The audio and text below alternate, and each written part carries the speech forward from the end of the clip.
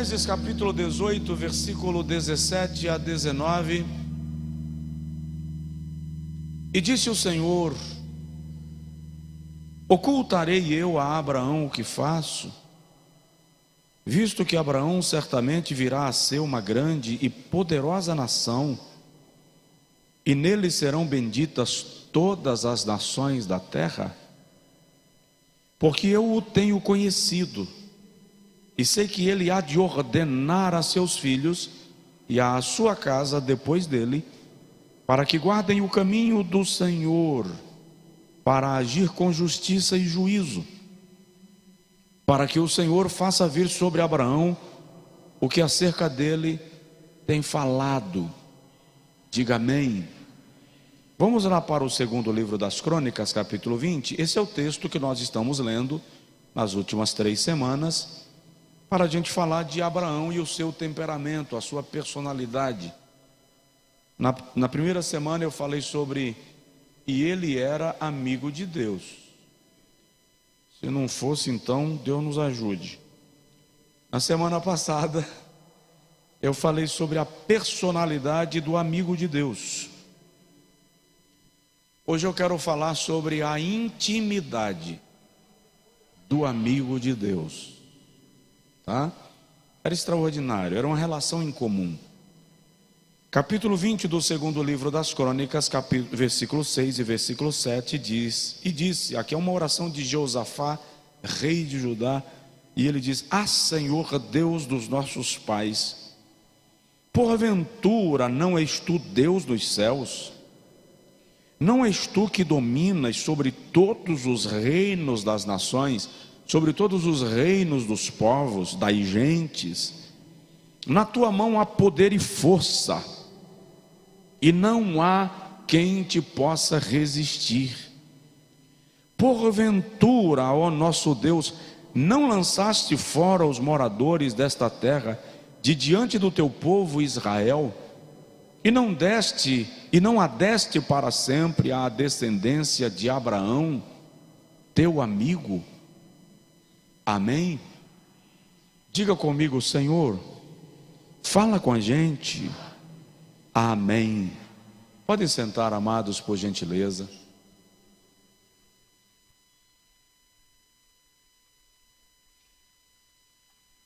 Nós estamos há algumas semanas,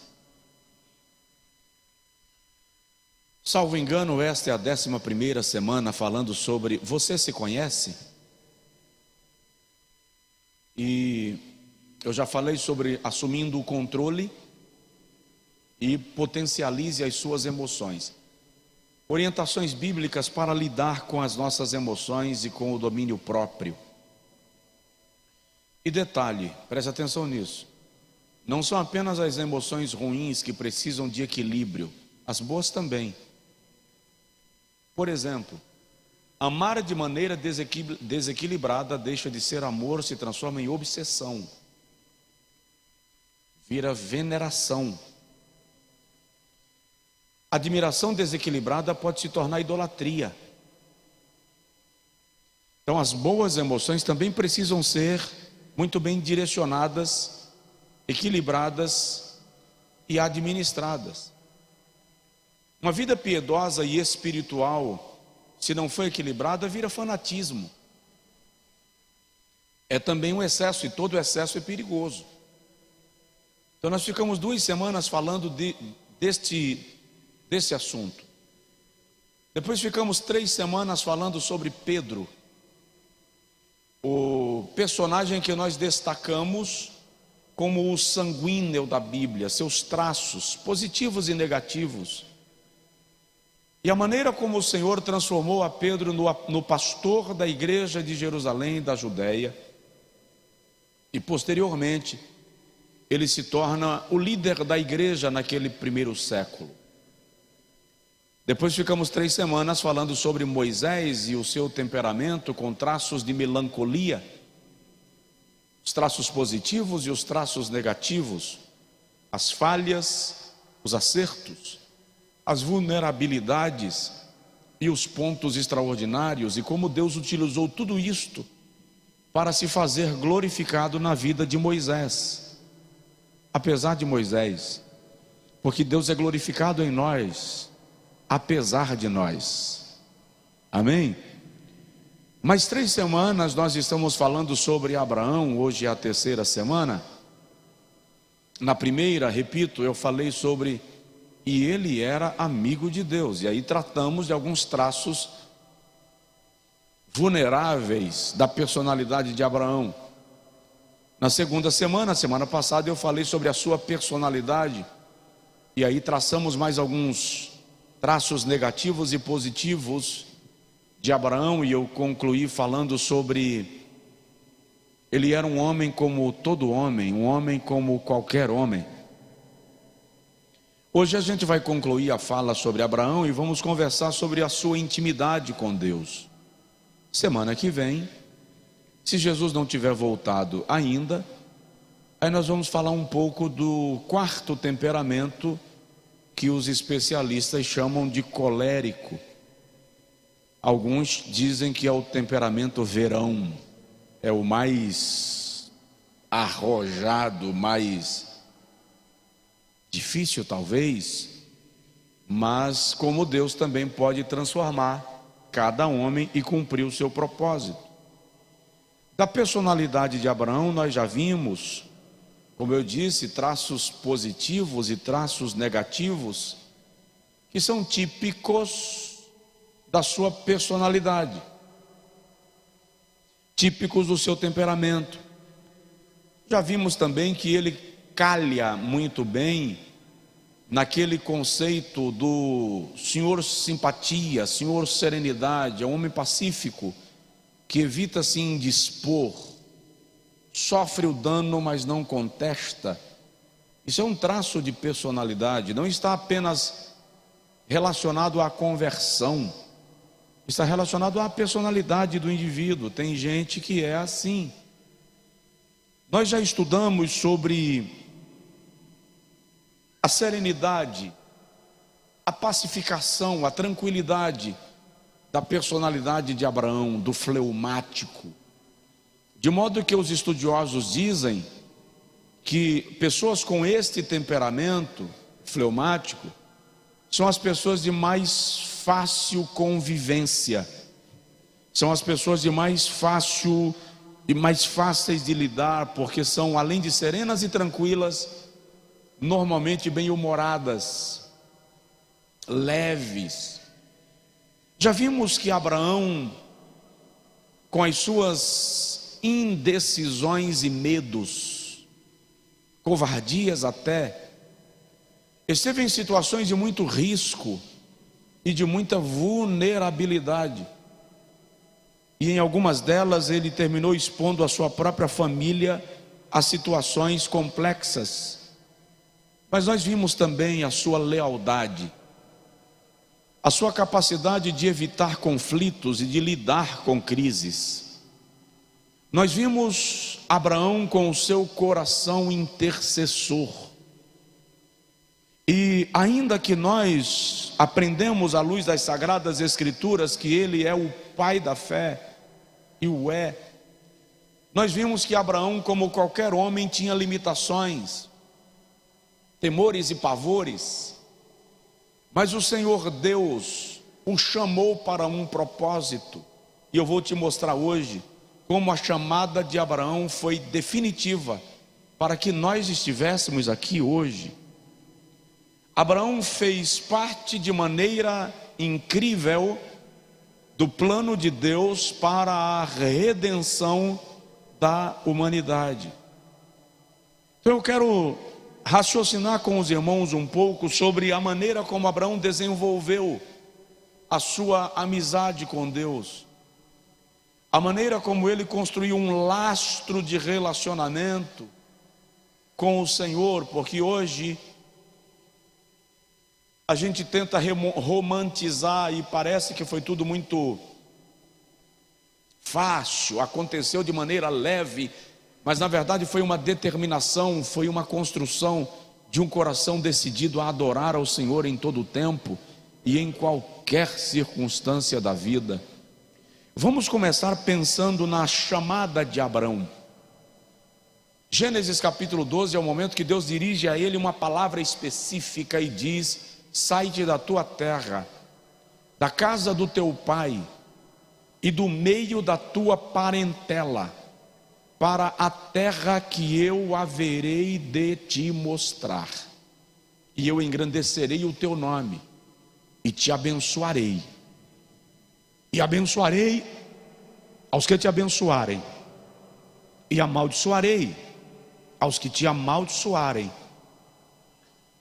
E em ti serão benditas todas as famílias da terra. Vale lembrar que Abraão morava numa cidade politeísta, extremamente idólatra. Era um centro comercial e cultural do seu tempo, na região da Mesopotâmia. O Talmud menciona que quando Deus apareceu a Abrão, ele trabalhava com o seu pai, Terá, na fabricação de ídolos, porque o pai de Abrão era um grande comerciante para fornecer imagens de esculturas para as diversas religiões, divindades e manifestações religiosas do seu tempo. Deus aparece a Abrão e ele decide caminhar com Deus. Isso se manifesta, segundo a tradição, como uma rebeldia em relação ao seu pai. E o pai de Abrão denuncia ele ao sacerdote do seu tempo, que se chamava Nimrod. Nimrod é a primeira personificação da malignidade nas Sagradas Escrituras. E o Talmud menciona que Nimrod pôs Abrão à prova, para saber se o Deus a quem Abrão agora resolveu servir é um Deus de fato existente. E Nimrod coloca Abrão para atravessar num ambiente de uma fogueira. Se ele saísse vivo, então o Deus a quem ele decidiu servir seria Deus verdadeiro. E Abrão atravessa a fogueira, segundo esta tradição, e sai do outro lado da fogueira vivo. E é por esta razão que Nimrod decide não matá-lo, mas mata Arã, pai de Ló, irmão de Abrão, que estava querendo se converter por causa da experiência que estava vendo Abrão vivenciar. A tradição histórica entende este fato e essa citação com traços de veracidade, portanto, com alguma dignidade de crédito. O fato é que no meio do politeísmo, da idolatria, dos rituais diabólicos, Abrão agora é o único homem que serve a um Deus invisível, um Deus que não tem ídolo, não tem imagem, não tem figura de referência, porque ele vai ser seguido pela fé e não pela vista. Quando o Senhor chama Abrão aqui para segui-lo, o Senhor faz a Abrão algumas promessas.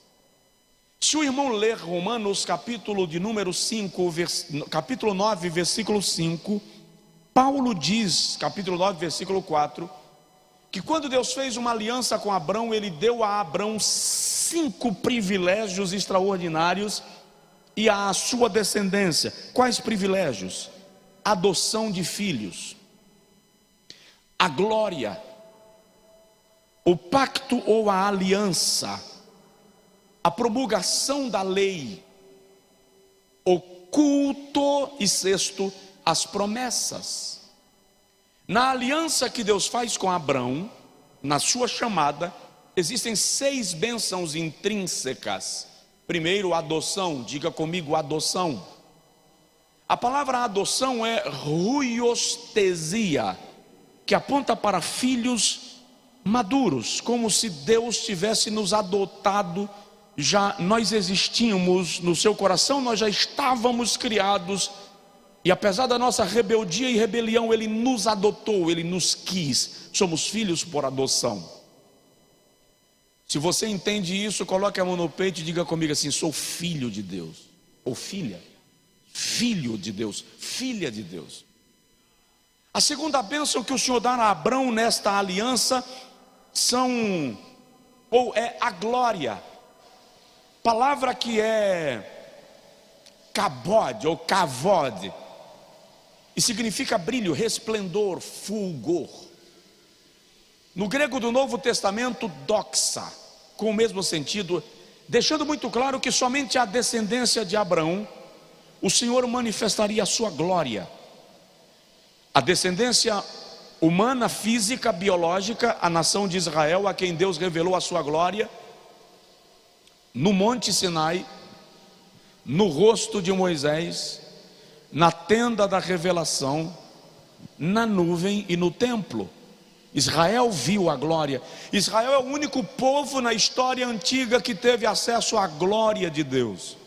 E no Novo Testamento, esta glória é revelada e manifestada à igreja e através da igreja. Por quê? Porque nós somos filhos na fé, filhos espirituais de Abraão. A terceira bênção de Romanos capítulo 9, versículo 4, que o Senhor promete a Abraão na sua chamada, é a aliança, o pacto. O Senhor diz: a minha aliança é contigo e com a tua descendência.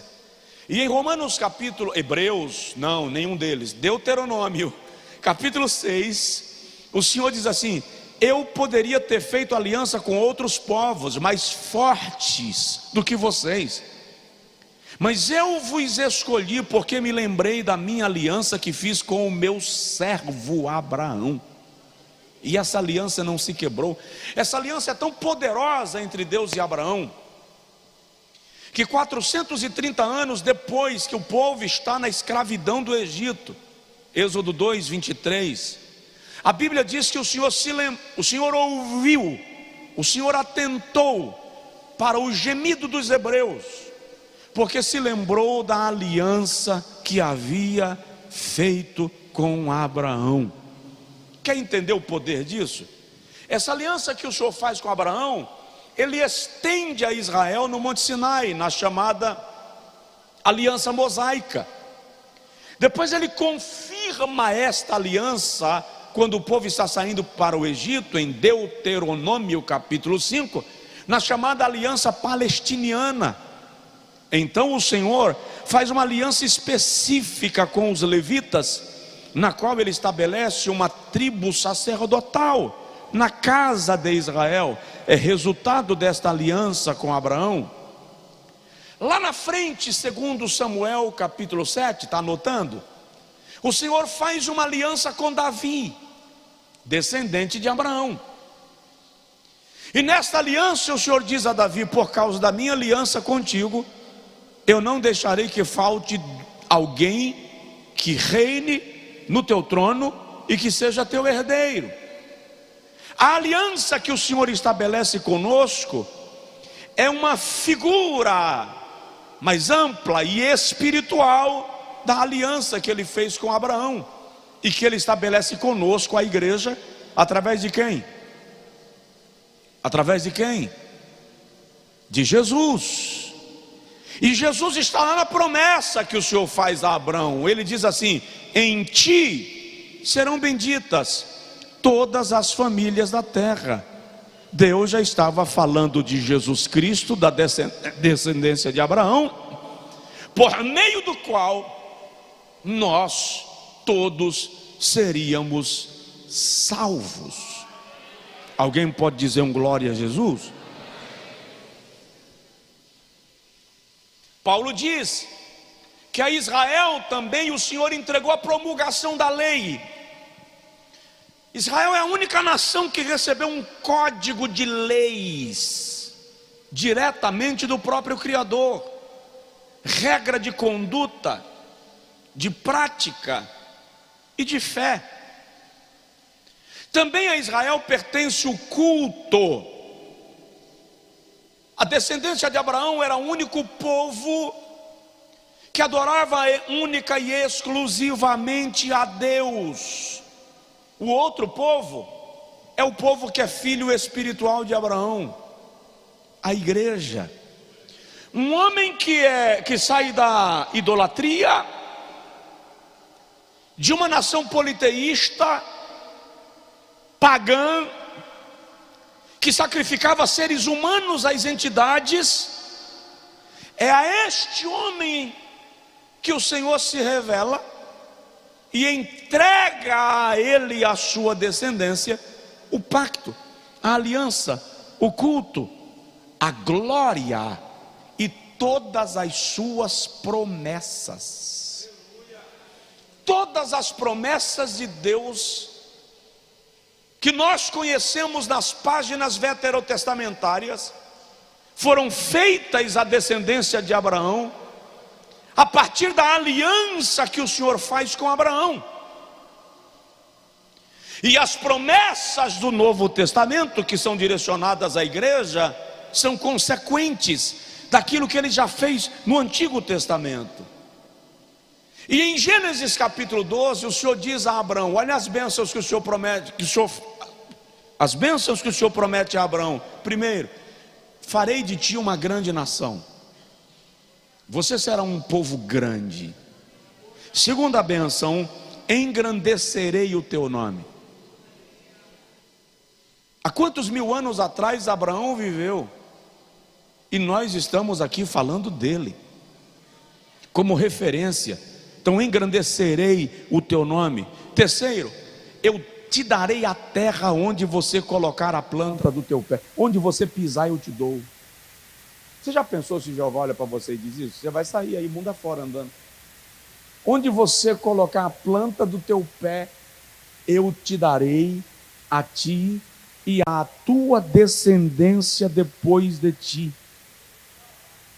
A quarta bênção que o Senhor promete a Abraão na sua chamada: eu farei de você uma bênção para todas as famílias da terra.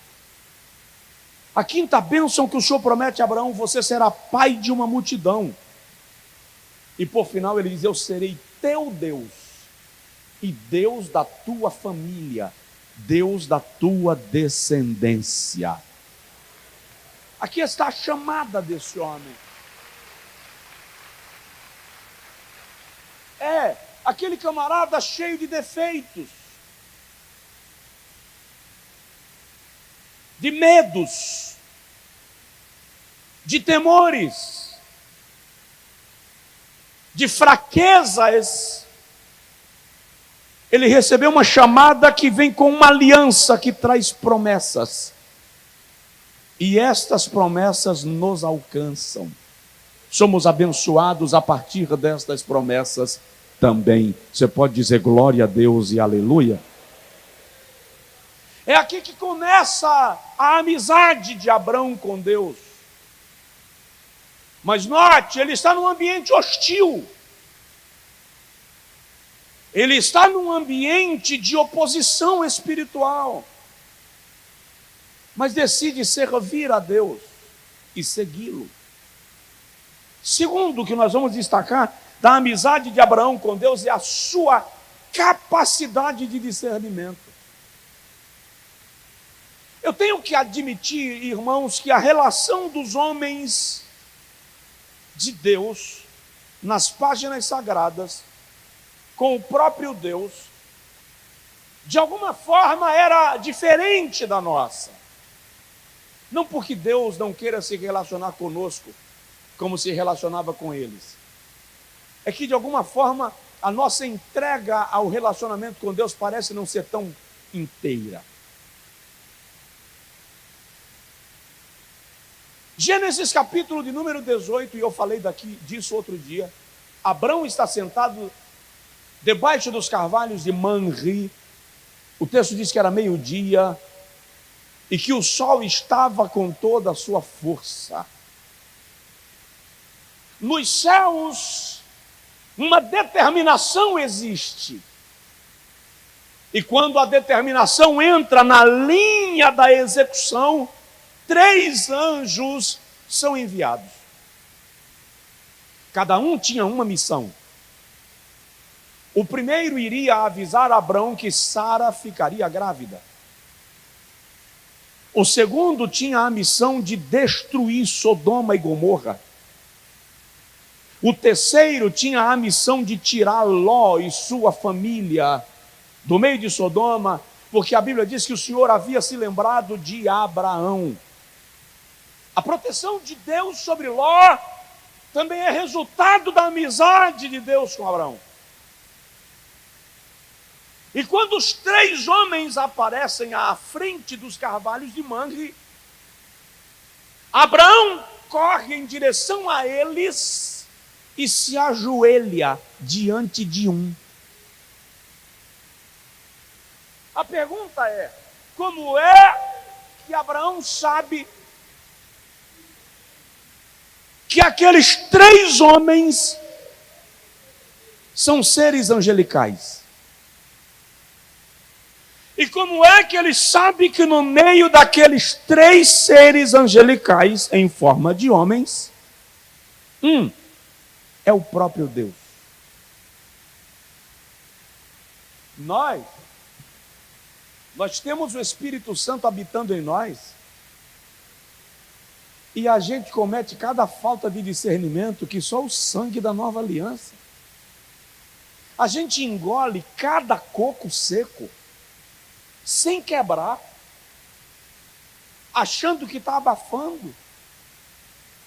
O Senhor fala algo com a gente, e a gente vai buscar em outro lugar confirmação. Abraão não tinha nada disso.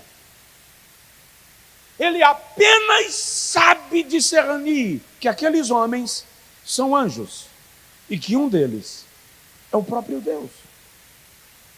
Gênesis capítulo de número 18, versículo 1.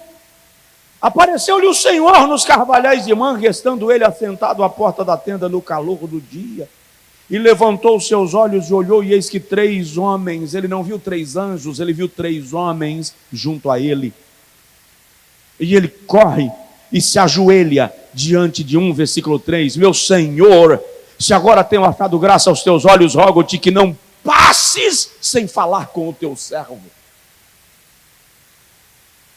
Agora analise uma coisa. Repito, o primeiro veio dizer a Abraão: Sara vai ficar grávida. Lá na tenda, Sara riu. E o riso não foi de júbilo. O riso ali é de ironia. Como uma mulher de 75 anos vai ficar grávida, gente? Se na juventude eu era estéril. Sem falar que Paulo lá na frente discerne e diz que os membros do corpo de Abraão já estavam amortecidos. Não precisa de exegese. Acabou, sem chance. Quando Sara ouve, Sara vai ficar grávida, Sara faz assim, como fosse no anjinho, o cara diz assim: como? De que jeito? Lá nos meus avós. E o anjo diz: Sara riu. Aí Sara percebe que o negócio é sério e fala assim: ri não. Por quê? Sabe por quê o anjo de Sara riu e Sara teme? Porque o riso não foi audível. A ironia foi aqui. Não houve uma gargalhada. O temor de Sara é porque ninguém ouviu ela rir. E se o homem que está lá fora sabe que ela riu, então não é qualquer um. Agora Sara reconhece que é Deus que está falando. E a Bíblia diz que aqueles 3 homens permanecem lá. E dormem na casa, na tenda de Abraão, porque o texto diz que eles saem no outro dia ao amanhecer. Versículo de número 16, 18, 16. E levantaram-se aqueles homens e olharam para o lado de Sodoma, e Abraão ia com eles acompanhando-lhes. É agora que o Senhor diz: ocultarei eu a Abraão aquilo que hei de fazer. Vamos entender? Os 3 homens se levantam e saem para Sodoma. E Abraão vai junto. E a tradição do deserto, os moradores do deserto, ou os chamados beduínos, têm uma cultura. Quando um visitante vai embora, ele acompanha o visitante até a divisa do seu território. Então Abraão vai acompanhando os 3 anjos. Mas se o irmão ler o capítulo 19, versículo 1, o irmão vai ver que 3 anjos chegaram em Abraão, mas apenas 2 chegaram em Sodoma. Cadê o terceiro? O terceiro é aquele de quem Abraão toma a frente no meio da viagem. O que se percebe na leitura do texto é que Abraão anda um pouco mais rápido para tomar a frente do Senhor. E a tradição judaica aponta que é como se Abraão tivesse colocado a mão no peito do Eterno e tivesse dito: para aqui, porque eu preciso falar. A minha pergunta é: os filhos de Arão foram queimados vivos no santuário e morreram, consumidos, exterminados. Uzá morreu porque tocou na arca. Como Abraão consegue tomar a frente do eterno e todo-poderoso Deus e dizer: para aqui, porque eu preciso falar, e Deus não o consome?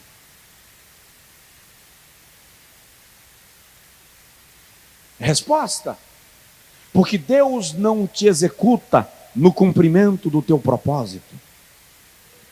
Se você está fazendo aquilo que Deus te chamou para fazer, o Senhor Deus te dá a autoridade para se posicionar no cumprimento da missão que Ele te designou.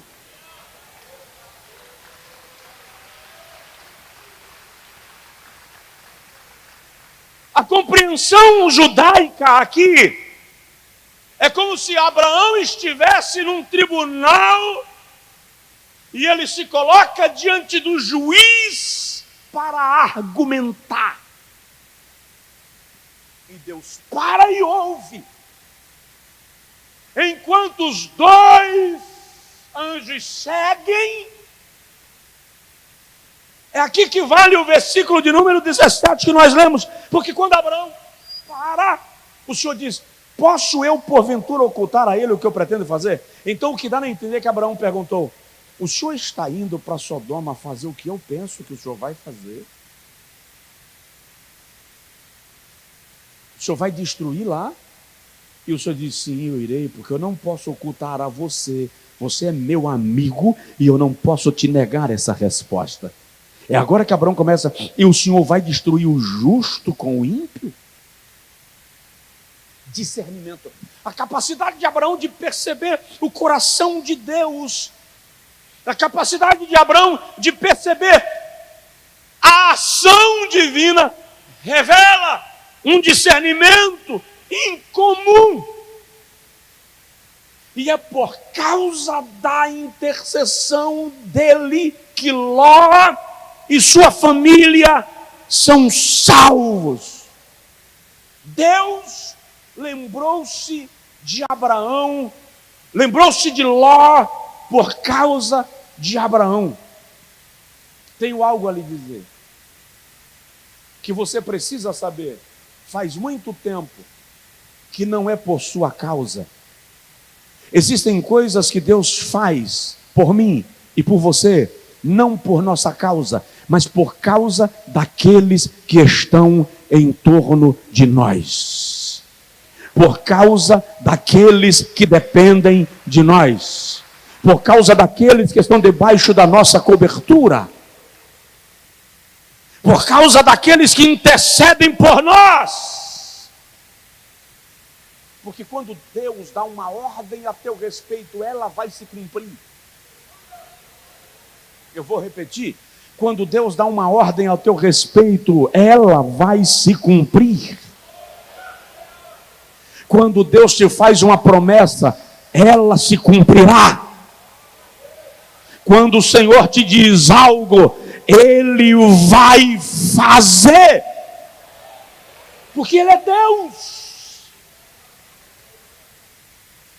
Agora, quem de nós, cheios do Espírito Santo, discerniríamos que no meio de 3 homens Deus estava lá? Eu te pergunto, será que alguma vez Deus não já sentou do teu lado, no ônibus, e você nem percebeu?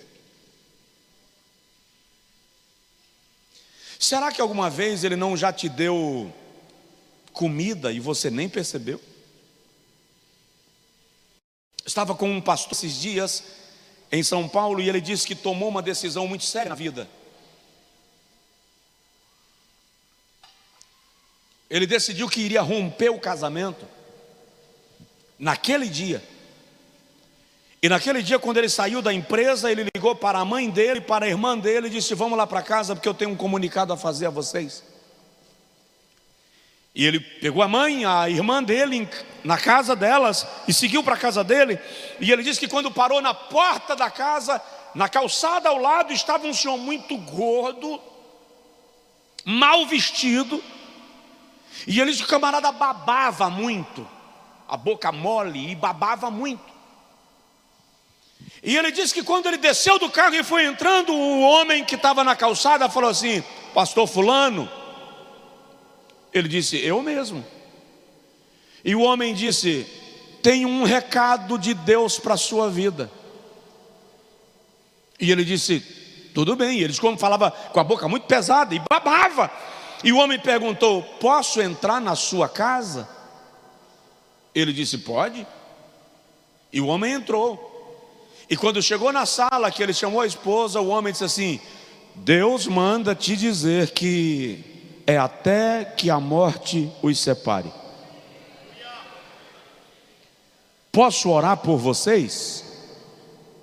E como ele ia fazer o comunicado, ele estremeceu e disse: pode orar. E ele disse que fechou o olho para orar, e o homem começou a oração. E de repente a oração silenciou, e quando ele abriu os olhos, o homem não estava mais na sala.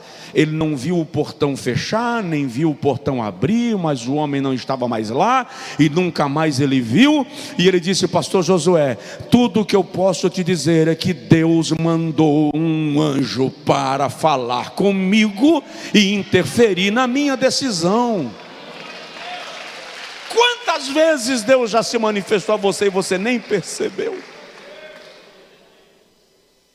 E nós reivindicamos que somos cheios do Espírito Santo, mas o nosso discernimento, Deus tem a misericórdia de nós.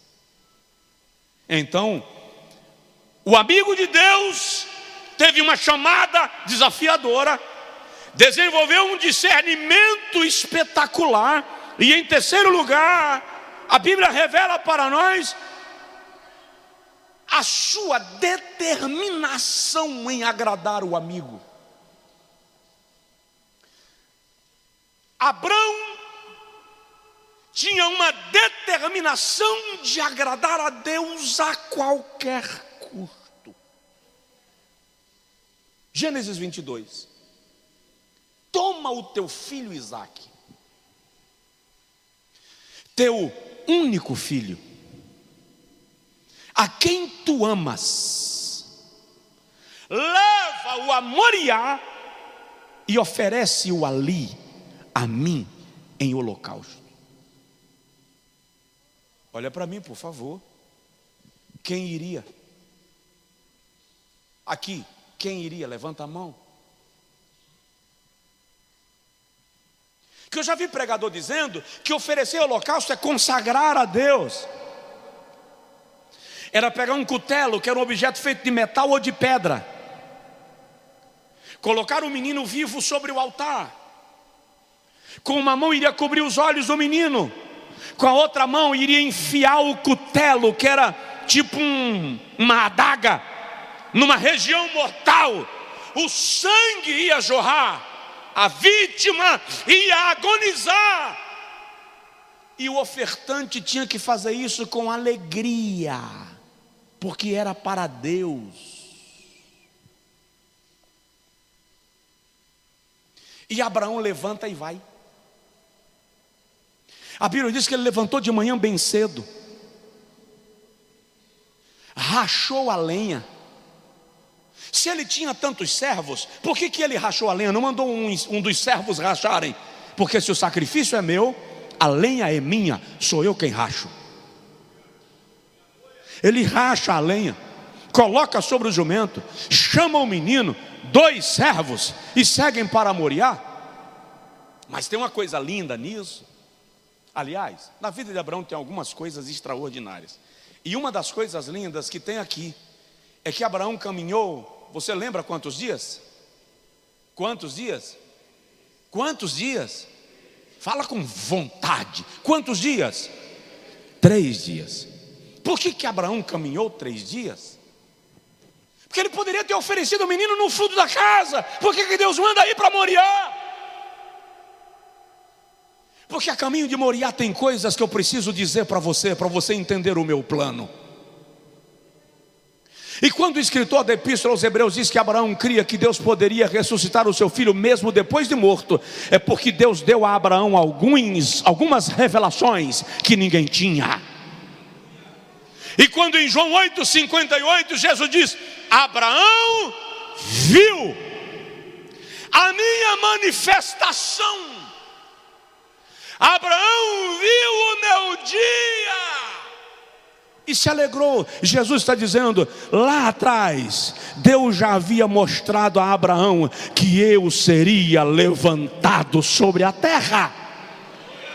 Então, 3 dias de viagem, só para você entender. Com quantos anos Jesus começou o ministério? 30. Quantos anos durou o ministério de Jesus? 3. Quantas horas Jesus esteve na cruz? 3. Por quantos dias ele esteve no túmulo? 3.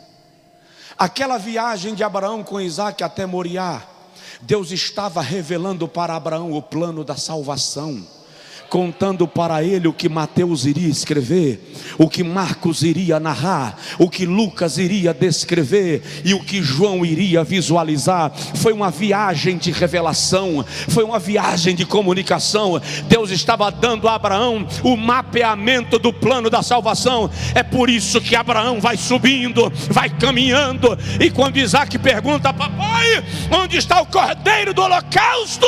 Abraão diz: Deus proverá para si o cordeiro do holocausto.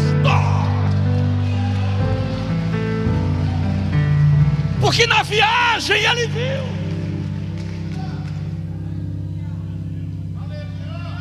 Ele viu. Isso é intimidade.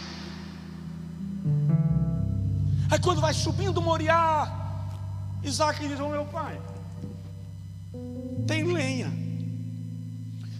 Você só ouve a voz de Isaac quando começa a subir Moriá. Nos 3 dias você não ouve.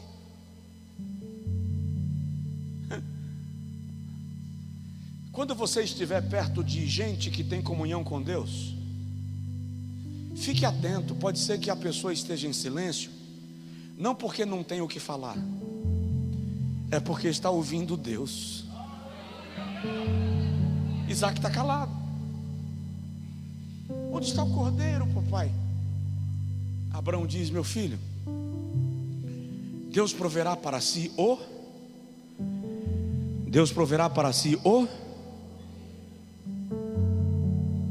cordeiro. E vão subindo. Quando chega lá em cima, a determinação de Abraão de atender o amigo é tão grande. Claro, eu penso que Abraão teve que conversar com Isaac. Isaac não é mais uma criança. Tem que explicar o processo. Estudiosos dizem que Isaac tinha aqui aproximadamente 30 anos. Ele é a figura de Cristo. Tudo bem que Abraão tinha 100 e alguma coisa. Então, meu filho, Deus me pediu para te oferecer em holocausto. Isso é tão forte na cabeça de Isaac, que lá na frente a Bíblia fala sobre o medo de Isaac. Isaac ficou com aquela marca, cada vez que lembrava, dava aquela...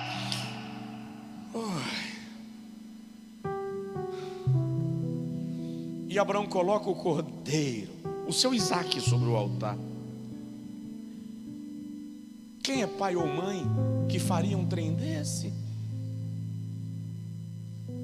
Ergue as mãos aos céus e diz: El Shaddai, Deus Todo-Poderoso, eis aqui o meu sacrifício. Quem iria? Pega o cutelo, e quando ele vai descer o cutelo, a voz brada. O interessante é que as traduções mais antigas dizem que o anjo do Senhor segurou no braço de Abraão, porque Abraão quer fazer, e o anjo diz: Abraão, não faças mal ao menino, porque agora eu sei que temes a Deus, e nem o teu próprio filho me negastes. Olha que coisa linda, é o próprio Deus quem desce em Moriá. Nem o teu próprio filho me negastes. O Senhor vem a Moriá para receber o sacrifício de Abraão, receber de tal maneira que o escritor da Epístola aos Hebreus capítulo 11 diz que Abraão pela fé ofereceu. No coração de Deus, Abraão ofereceu, entregou.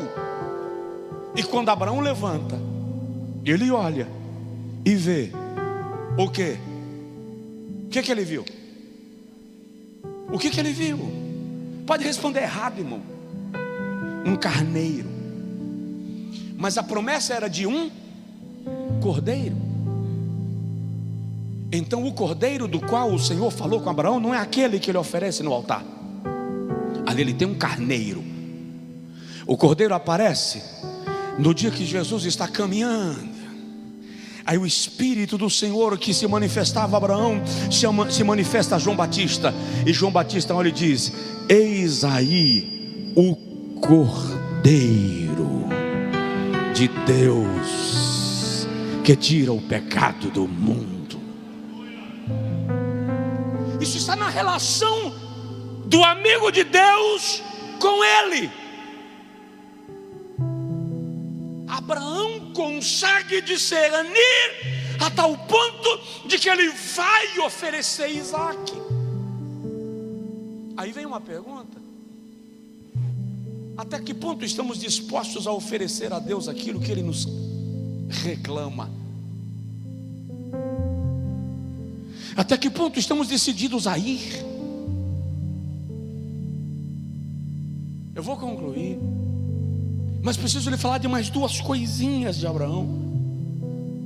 A quarta, sua fé incomum. A fé de Abraão não é esta fé mística. A fé de Abraão é uma fé prática. Deixa eu te falar de duas coisas extraordinárias desta fé. Uma, quando Abraão vence os reis que atacaram Sodoma, Gênesis capítulo de número 14, versículo de número 18. A Bíblia Sagrada revela para nós que quando Abraão vem da sua batalha com vitória, aparece a ele Melquisedeque, rei de Salém, e que era sacerdote do Deus Altíssimo. Abraão ainda não havia se encontrado com um sacerdote. É a primeira vez que você encontra a Bíblia mostrando um sacerdote na vida de Abraão. Ele é patriarca, sacerdote sobre a sua própria família, mas agora aparece um sacerdote sobre ele. E a Bíblia Sagrada diz: ninguém falou com Abraão sobre entregar o dízimo, mas Abraão reconhece a autoridade espiritual do sacerdote e lhe entrega o dízimo de tudo. É incrível que a visão de Abraão aqui não era religiosa, não era dogmática. A visão de Abraão aqui era espiritual. Ele viu além Aliás, Abraão viu depois da lei mosaica, porque a lei mosaica institui o dízimo como um dogma, como um ato de obediência à lei. Mas Abraão entrega não por obediência, mas por honra e reconhecimento. E o escritor da Epístola aos Hebreus faz menção dele em Hebreus capítulo 7, versículo 8, quando diz: aqueles que entregavam o seu dízimo na antiga aliança, a aliança mosaica, entregavam na mão do sacerdote que haveria de morrer. Aquele que entrega nesta aliança, porém, entrega na mão do sacerdote que vive, e que vive para sempre. E é interessante que exatamente nesse capítulo, o escritor está chamando Jesus de sacerdote segundo a ordem de Melquisedeque. O que a Bíblia está nos ensinando? Abraão entregou o dízimo direto a Cristo. Ele fez um ato espiritual. Não era ouro, não era prata, não era dinheiro. Era um ato espiritual, porque Melquisedeque é a figura de Jesus, e ele não entrega aos sacerdotes que haveria de morrer. Melquisedeque é o sacerdote de quem o texto diz não tem genealogia. A Bíblia não revela de onde ele veio, quem ele era, qual era a sua família, nem fala da sua morte. Por isso ele é a figura de Cristo, sem princípio e sem fim, aquele que é eterno. E Abraão reconhece a sua autoridade espiritual e entrega aos pés de Melquisedeque Jesus. A sua ação de honra e adoração.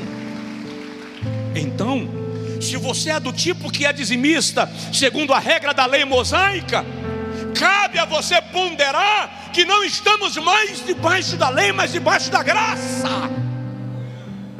Mas se você é do tipo que entende a aliança de Deus através de Jesus conosco, você vai compreender que esta aliança é antes da lei e é depois da lei. Ela transcende, ela é poderosa, ela é eterna. Na aliança mosaica o ato é humano, físico, religioso e material. Na aliança, no sacerdócio de Melquisedeque, o ato é espiritual, é eterno, é divino e é celeste. E Abraão entende isso com uma fé incomum. E deixa eu te falar, por causa desta fé incomum, Abraão é o primeiro homem na Bíblia a participar da Santa Ceia. Levanta e grita: heresia! Vai! Melquisedeque serviu Santa Ceia para Abraão. Na Páscoa, os judeus tomavam o vinho e depois comiam o pão.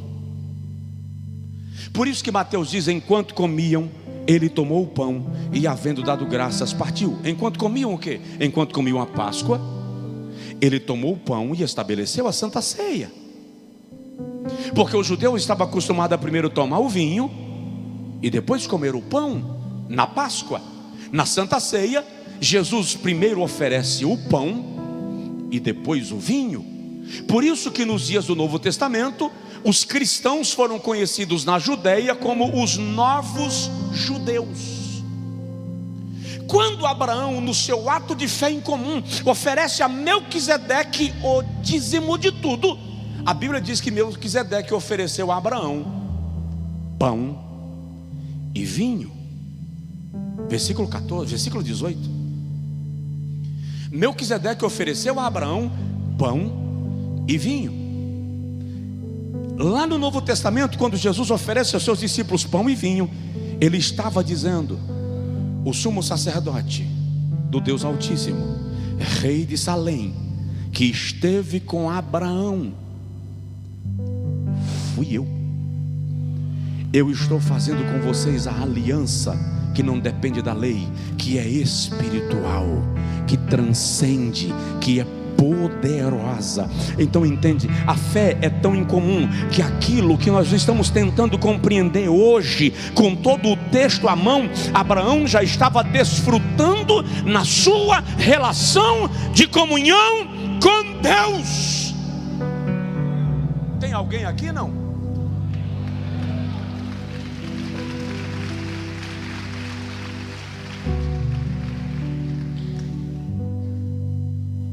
E é por causa desta relação de comunhão que Deus dá para Abraão o código da prosperidade. Você não vai conhecer um descendente de Abraão mendicando. Não existe povo com mais habilidade em prosperar do que o povo judeu. As riquezas da Europa são riquezas que terão que voltar para Israel. São da descendência de Abraão. O mundo desenvolvido tem toneladas e toneladas de ouro que pertence ao povo judeu, que lhes foi confiscados na história. E por último, na história recente, na Segunda Guerra Mundial, no Holocausto. Porque há um código de prosperidade na vida da descendência de Abraão. E por que esse código de prosperidade? Porque quando nós lemos Gênesis capítulo de número 15, quando Abraão oferece a Deus sacrifício e holocausto, e Deus faz uma aliança com ele. Isso está a partir do versículo de número 1 e vai até o final do capítulo. Deus faz uma aliança com Abraão. O Senhor, a Bíblia diz que Abraão ofereceu sacrifício pela manhã, e ele colocou no altar uma bezerra e partiu no meio, uma cabra e partiu no meio. Versículo 9: uma bezerra de 3 anos e uma cabra de 3 anos e um carneiro de 3 anos e uma rolinha e um pombinho. Uma bezerra, uma cabra, um carneiro, uma rolinha e um pombinho. E ele coloca sobre o altar. E ele oferece sacrifício a Deus. E de manhã Deus não responde. Abraão orou a manhã inteira e Deus não respondeu. Fala com a pessoa do seu lado. Às vezes você ora e Deus não responde. E já que Deus não respondeu, a Bíblia diz que à tarde Abraão passou a tarde enxotando as aves de rapina que queriam roubar o seu sacrifício. Diga para o seu vizinho: quando Deus não responde, Satanás te ataca para colocar em dúvida a tua disposição. Abraão passa a tarde expulsando ave de rapina. E no final da tarde a Bíblia diz que vieram sobre ele angústia e densas trevas. E está aí escrito no capítulo 15, Abraão entra em depressão. Ele dorme de angústia, desmaia. Mas quando ele acorda, aí já era noite, o fogo já queimava o sacrifício. E Deus leva Abraão 430 anos na frente. E Deus diz a Abraão: a tua descendência será cativa em terra estranha por mais de 400 anos.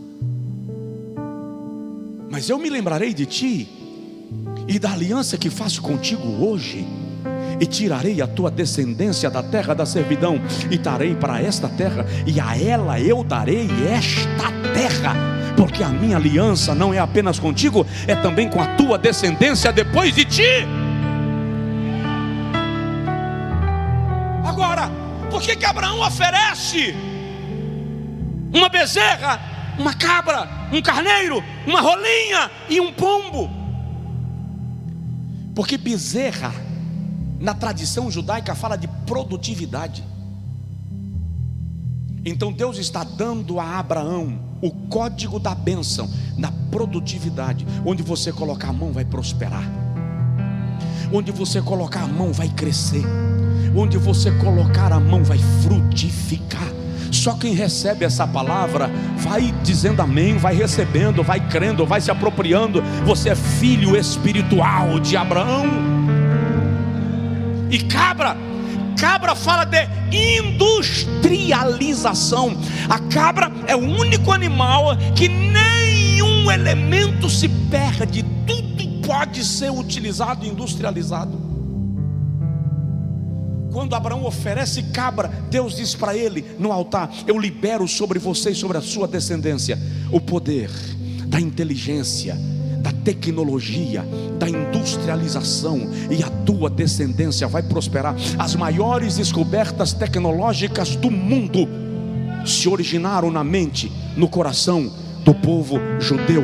O maior número de vacinas já criadas procedem do povo judeu.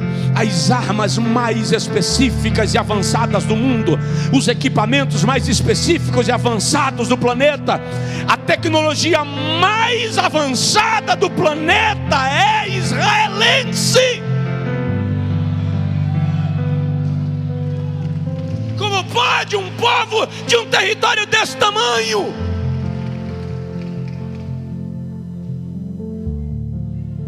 Porque Abraão estava diante do altar, desvendando o código da prosperidade, e Deus estava liberando sobre ele algo que não ficaria com ele, iria alcançar a sua descendência. Mas ele oferece também um carneiro. E quando ele oferece um carneiro, Deus está dizendo: além de liberar sobre você produtividade, e além de liberar sobre você a capacidade de industrialização, eu estou liberando sobre você e a sua descendência unção sacerdotal.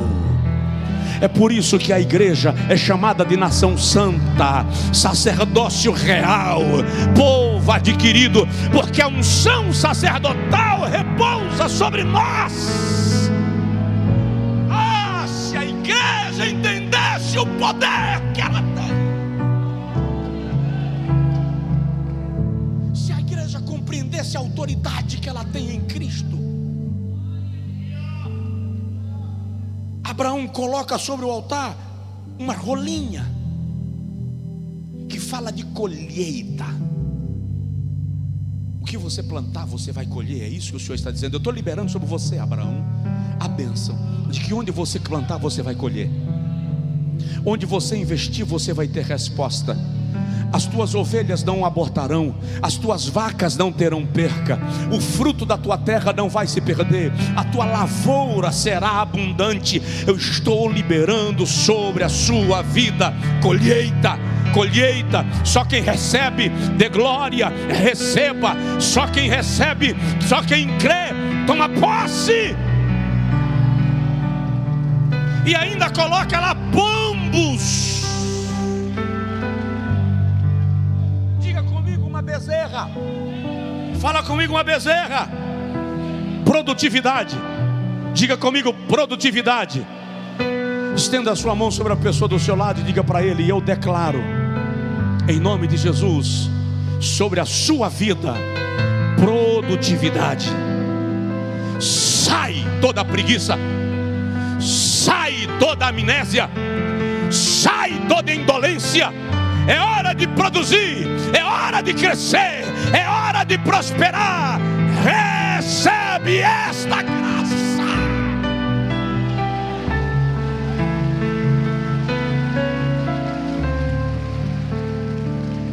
Diga comigo: cabra. Industrialização. Estende a mão sobre o seu vizinho e diz para ele: eu profetizo sobre a sua vida aumento da tua inteligência, aumento da tua capacidade cognitiva. Eu declaro sobre a sua vida ideias que vão frutificar em nome de Jesus.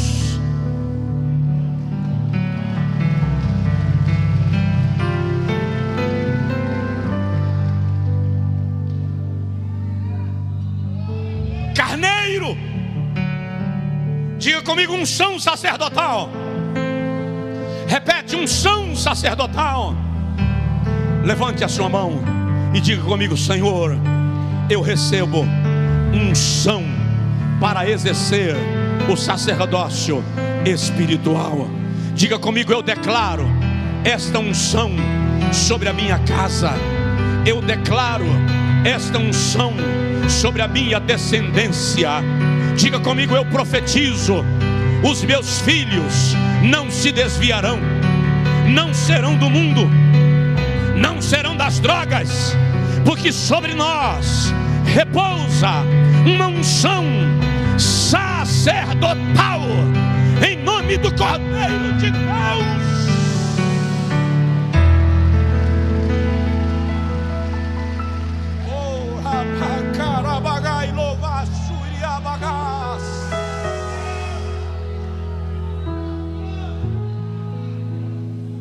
Rolinha, colheita.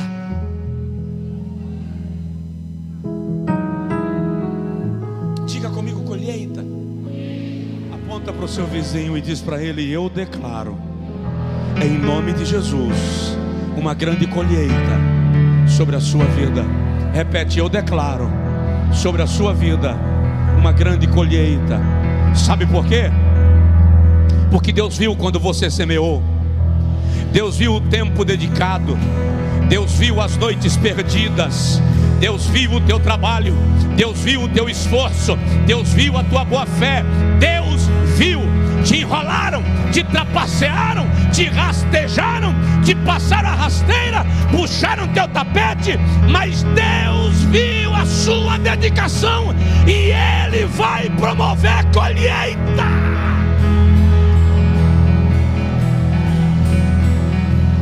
Se prepare para receber aquilo que você já deu como perdido. Se prepare para receber o que você já deu como perdido. Se prepare para receber aquilo que você nem esperava. Porque se você não colher do solo onde você plantou, Deus vai fazer com que venha para você de outro solo, mas Ele não vai te deixar sem colheita. E por último, Ele ofereceu pombos no altar. O que significa pombos? Novos começos. Qual foi a ave que retornou quando foi liberada da arca? O corvo foi embora. Quem voltou com um galho de planta de oliveira atravessado no bico? Pombo. Novo tempo, novo nível, novas oportunidades, novos começos. Ei, Deus está dando um reset na sua vida. E agora Ele vai dar um start. Play. Está começando. Há um novo começo para você. Pastor, estou destruído. Jeová já acabou com... Para com esse negócio. Estou destruído, não presta, não vale para nada. Eu me arrebentei, eu fiz, aconteceu, não deu nada. Para com essa cantiga de carpideira hoje. Quem veio hoje sai daqui com esta bênção e com essa missão. Quem está comigo online sai do culto hoje com essa bênção e com essa missão. Parou aqui a lamúria, parou aqui a conversa de carpideira, parou aqui o desespero e o lamento. Deus declara sobre a sua vida um novo tempo, um novo começo. Hoje, pela fé, pelo poder da palavra, recebe agora uma ordem de Deus para um novo tempo. Tem gente que está há tanto tempo reclamando da vida. Não te censuro não. Você está há tanto tempo passando na moenda que você reclama todo dia. E como você reclama há muito tempo, a tua mente se condicionou e você vai continuar querendo reclamar. Então, por favor, esposa, por favor, marido, por favor, amigo, por favor, pai, por favor, namorada, por favor, namorado, quando ele ou ela começar a reclamar, você vai olhar para ele e vai dizer assim: parou, novo começo. Liberte sua mente da lamúria, da angústia, da reclamação.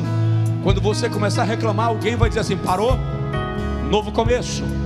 Tem sacrifício, tem aliança, tem pacto, novo começo, sem reclamação, sem lamúria, porque Deus está trazendo colheita.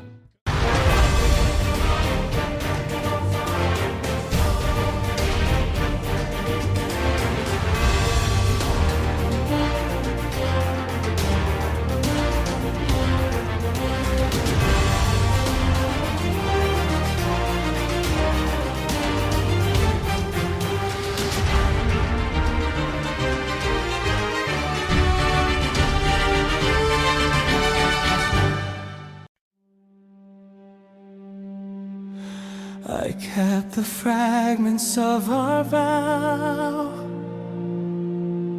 inside the quiet corners of my mind. Even when the fires faded out, your words stayed floating through my life. You said the storms would break apart before they ever took us under. But time rewrote the beating heart and left me holding broken thunder. I tried to outrun what you left behind, but the truth keeps pulling me back in line. It's the gravity of your promises.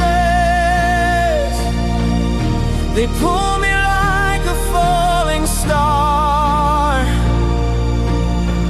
Even after every tear and distance, your echoes know just where we are.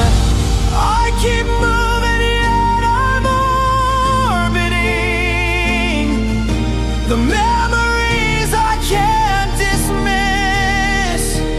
I'm still caught inside your universe and the gravity of your promises.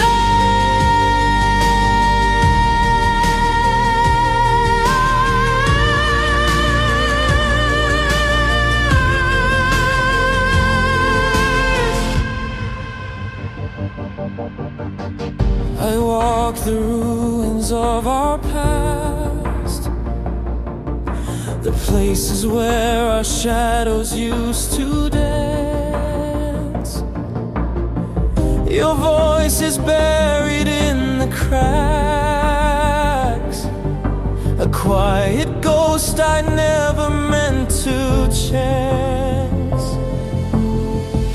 The aching sky begins to bend as constellations shift above me. I try to break the pull again, but love is not so simply free.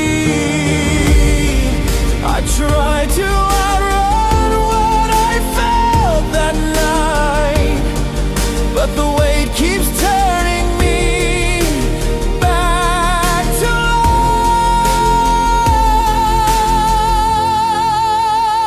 light. It's the gravity of your promises. They pull me like a falling star.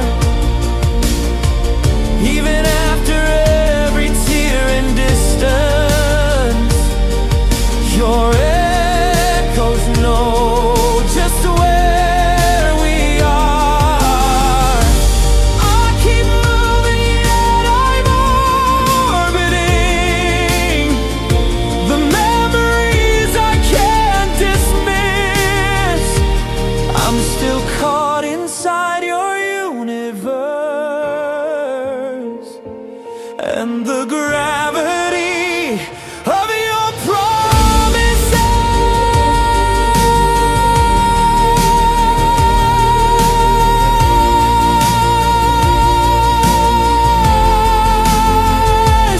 Maybe some truths were meant to stay beneath the bones of yesterday. Maybe some love is built to last, even when everything has passed. If I could let go, I would try, but the pull is stronger than goodbye.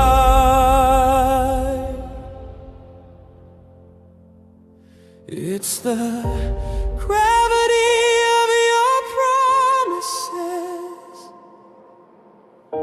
a force I never learned to fight. Even if the world collapses, your memory keeps me in its light. I keep moving, but I'm orbiting a truth I can't escape or twist. I'm still bound to all you left in me by the gravity of your promise.